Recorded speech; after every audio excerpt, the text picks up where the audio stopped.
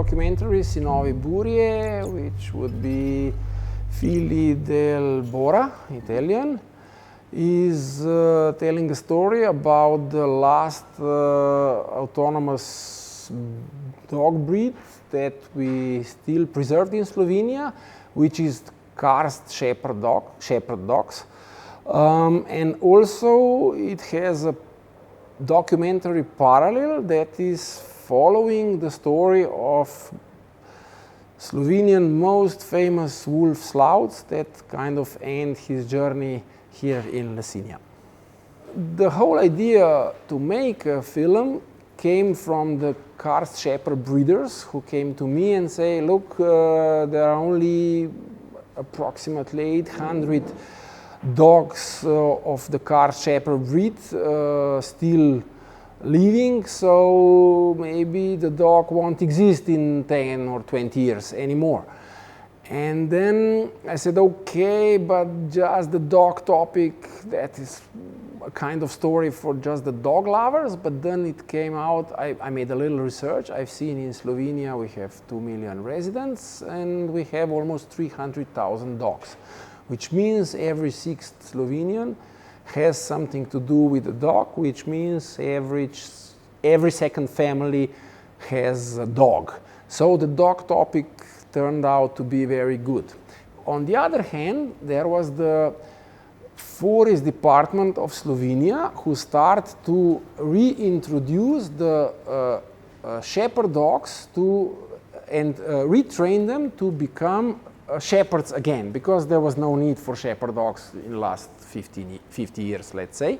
And I said, okay, this might be a good opportunity to do something to preserve wolves and also to find a new role. So why we should preserve the Carso shepherd dog? So to reintroduce him to his primeval function to become a real shepherd dog again. With the domestic animals, I believe there are a few approaches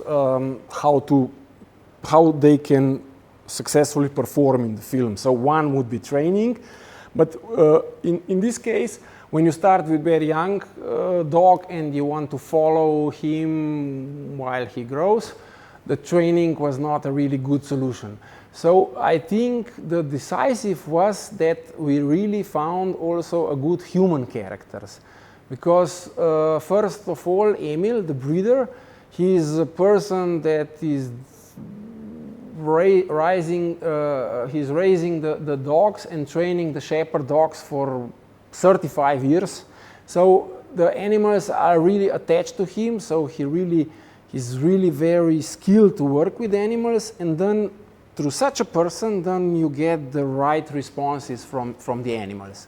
I also looked for the, I would say, top Slovenian biologist who is really a real field biologist, not just theoretical. Actually, Miha Čelar is a specialist for big cats.